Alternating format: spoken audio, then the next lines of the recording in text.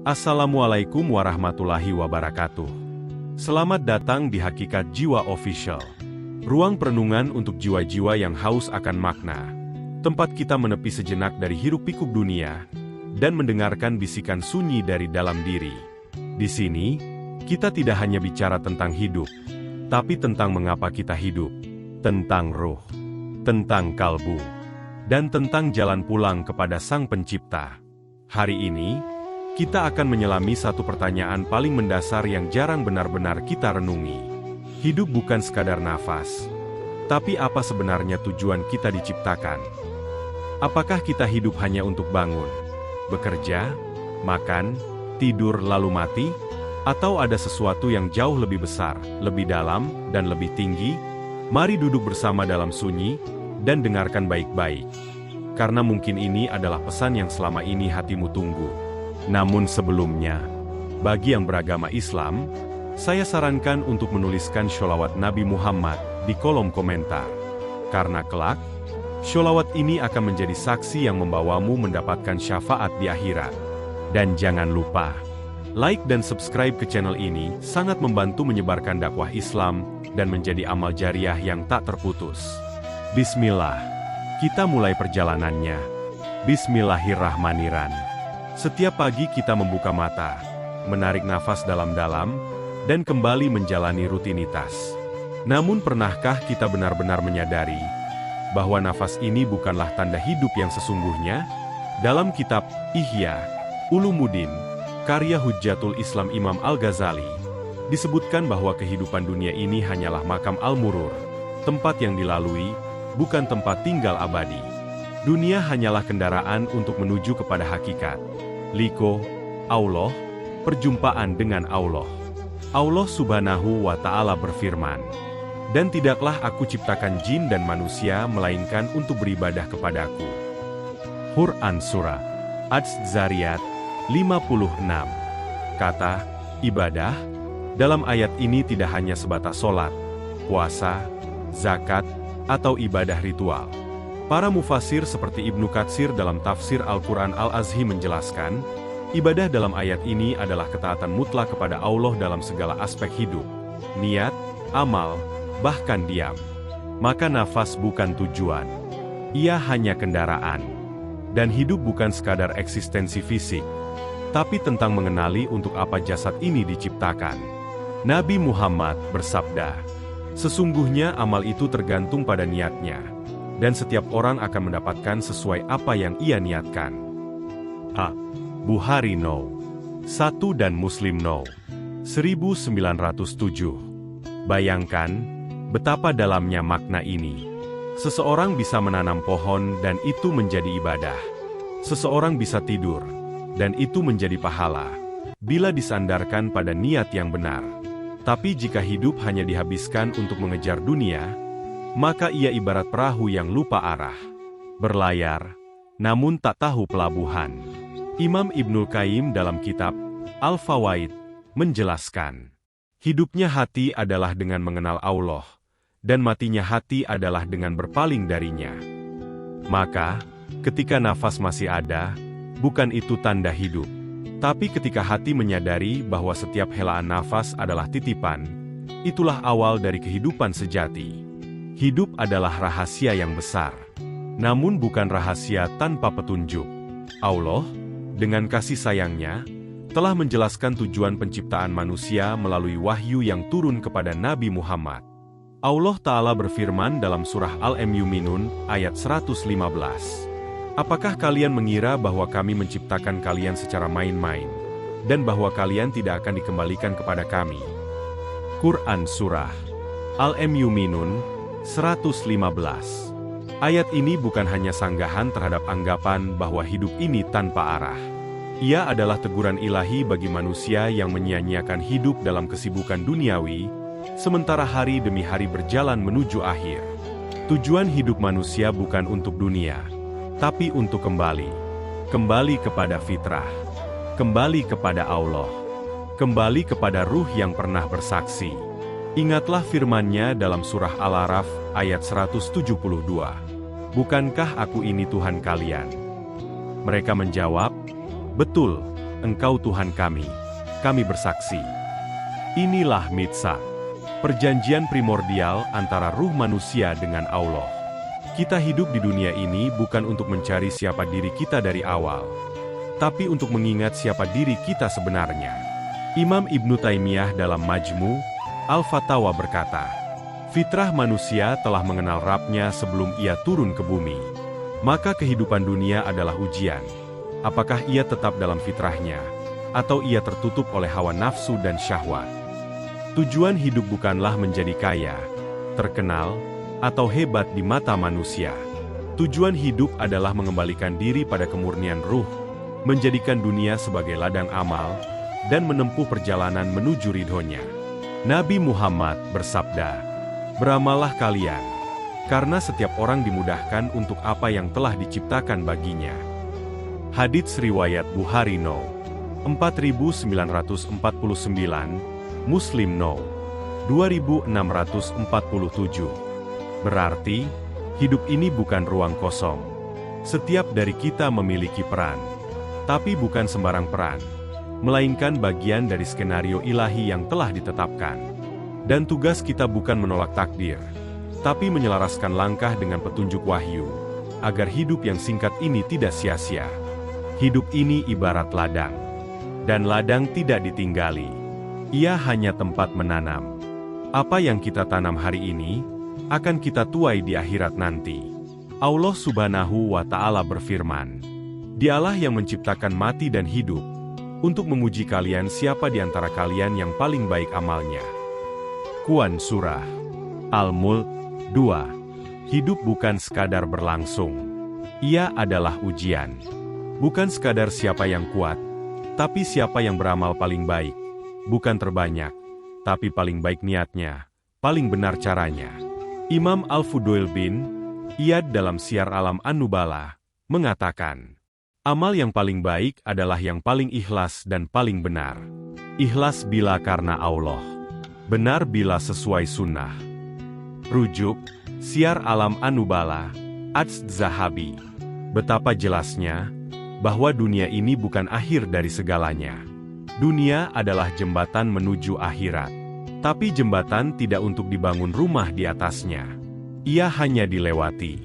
Rasulullah bersabda, dunia ini adalah penjara bagi orang beriman dan surga bagi orang kafir. Hadis riwayat Muslim No. 2956. Penjara bukan berarti penderitaan, tapi pembatas. Dunia membatasi jiwa dari kebebasan sejati, pertemuan dengan Allah. Bahkan dalam doa, Nabi Muhammad sering memohon, Ya Allah, janganlah Engkau jadikan dunia sebagai tujuan utama kami, dan jangan jadikan ilmu kami hanya terbatas pada dunia. Hadis riwayat At-Tirmidzi dinilai hasan oleh Al-Albani. Dunia hanyalah alat, bukan tujuan. Namun banyak manusia tertipu. Mereka membangun istana di atas jembatan, mengumpulkan dunia seolah mereka akan tinggal selamanya. Padahal, sebagaimana dikatakan oleh Imam Syafi'i, dunia adalah mayat, maka para pencintanya adalah anjing. Ucapan ini keras, tapi mengguncang hati yang sadar. Dunia yang tak digunakan untuk mengenal Allah, hanyalah bangkai yang membuat jiwa busuk. Dan setiap hari yang kita lewati, adalah satu hari yang tidak akan pernah kembali. Setiap hembusan nafas, adalah tanda bahwa waktu kita di ladang ujian ini sedang mendekati batas. Tubuh bisa bergerak, bisa berbicara, bisa tertawa, tapi belum tentu hidup. Karena hidup yang sejati bukan dari jasad, tapi dari ruh. Allah Ta'ala berfirman, dan mereka bertanya kepadamu tentang ruh. Katakanlah, ruh itu termasuk urusan Rabb-Ku, dan tidaklah kalian diberi pengetahuan melainkan sedikit. Quran Surah Al-Isra 85. Ruh adalah rahasia dari langit. Ia adalah tiupan suci dari Allah. Dan ia pulalah yang membuat manusia layak menerima beban amanah, yaitu taklif syariat dan tanggung jawab sebagai khalifah. Dalam Al-Hikam karya Ibnu Athailah As-Sakandari, disebutkan, jasadmu berasal dari tanah, ruhmu berasal dari langit. Maka jangan biarkan ruhmu tertawan oleh kerendahan dunia. Rujuk, Al-Hikam, Hikmah ke-36. Seseorang bisa hidup secara fisik, namun mati secara ruhani. Ia berjalan, namun kosong. Ia tertawa, namun jiwanya menangis. Ia sibuk, namun hampa. Itulah tanda bahwa ruhnya lapar. Ruh hanya bisa hidup dengan zikrullah. Dengan kembali mengingat Allah, menghubungkan setiap aktivitas dengan tujuan ilahi. Nabi Muhammad bersabda, perumpamaan orang yang berzikir kepada Rabb-Nya dan orang yang tidak berzikir, seperti orang yang hidup dan orang yang mati. Hadits riwayat Bukhari No. 6407. Ruh yang tidak disirami dengan ilmu, zikir, dan amal saleh akan layu, lalu mati. Ia akan dikuasai oleh syahwat, dunia, dan hawa nafsu. Padahal, tugas hidup bukan hanya menjaga jasad, tapi lebih utama menjaga jiwa. Dalam Ihya Ulumuddin, Imam Al-Ghazali menulis, ketahuilah bahwa hakikat manusia bukan pada bentuknya, tapi pada jiwanya. Dan kemuliaan jiwa tergantung pada seberapa ia mengenal penciptanya. Dan inilah mengapa hidup tidak cukup hanya dengan nafas. Nafas tanpa ruh yang mengenal Allah adalah hembusan kosong yang tak pernah membuat hati tentram. Hidup tak akan pernah memiliki makna jika jiwa kehilangan arah.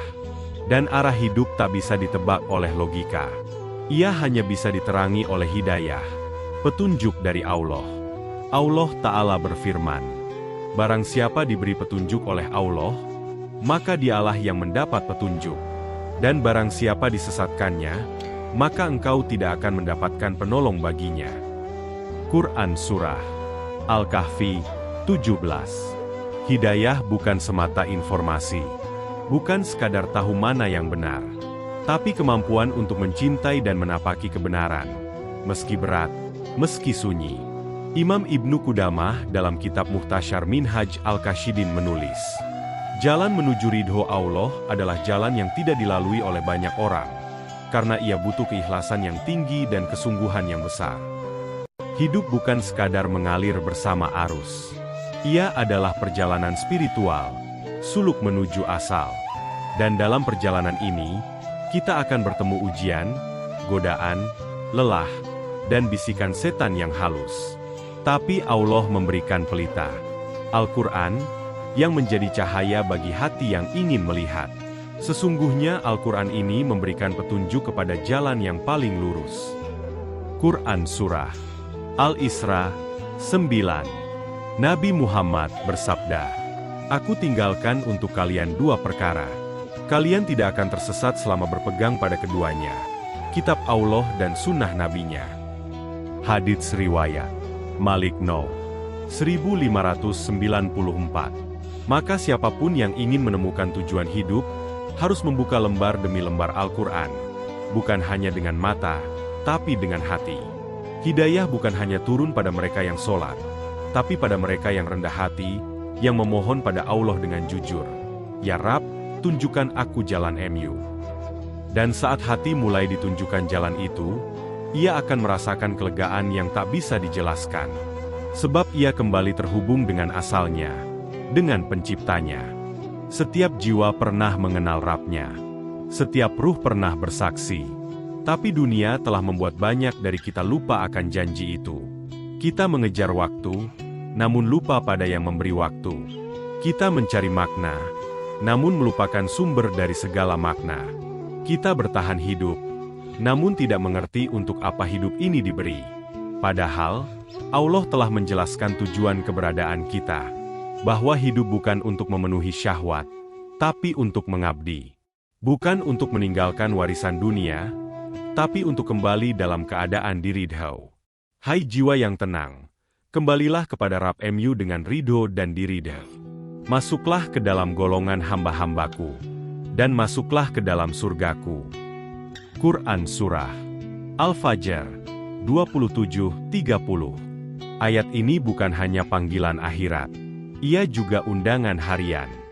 Setiap pagi saat membuka mata, Allah seakan memanggil, kembalilah kepadaku, jalani harimu untukku. Sucikan niatmu. Benarkan amalmu. Jangan biarkan harimu berlalu tanpa makna. Nabi Muhammad bersabda, "Orang yang cerdas adalah yang mampu mengendalikan dirinya dan beramal untuk kehidupan setelah mati. Sedangkan orang lemah adalah yang mengikuti hawa nafsunya, lalu berharap pada Allah dengan angan kosong." Hadits riwayat Tirmidzi 2459. Hasan.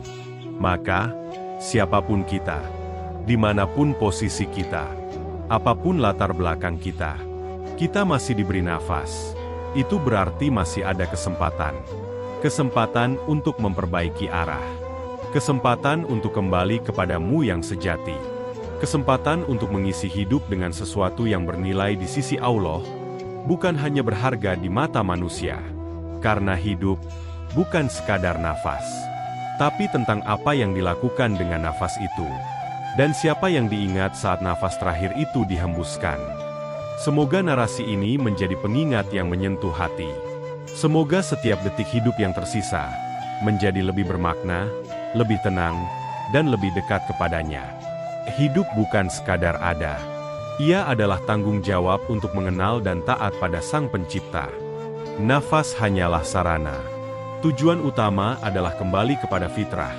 Menjadi hamba yang mengingat Allah dalam setiap langkahnya. Dunia bukan tujuan, tapi jembatan menuju akhirat. Maka gunakan ia sebagai ladang amal, bukan tempat untuk menetap. Ruh adalah inti kehidupan. Maka jaga dan siramilah dengan zikir, ilmu, dan amal syaleh. Petunjuk sejati ada pada wahyu, Al-Quran dan Sunnah. Di sanalah arah hidup ditemukan. Gunakan setiap helaan nafas sebagai bentuk penghambaan, bukan kelalaian. Bagi yang beragama Islam, jangan lupa tuliskan sholawat Nabi Muhammad di kolom komentar. Semoga kelak sholawat itu menjadi saksi di akhirat, membawa syafaat dan cahaya di saat semua gelap dan sunyi. Jika dirimu merasa terbantu dan tercerahkan, bantu sebarkan cahaya ini. Tekan tombol like, komentar, dan subscribe ke channel ini, agar dakwah ini terus hidup, dan menjadi amal jariah yang mengalir hingga akhir zaman. Wassalamualaikum warahmatullahi wabarakatuh. Sampai jumpa di video perenungan selanjutnya, hanya di Hakikat Jiwa Official.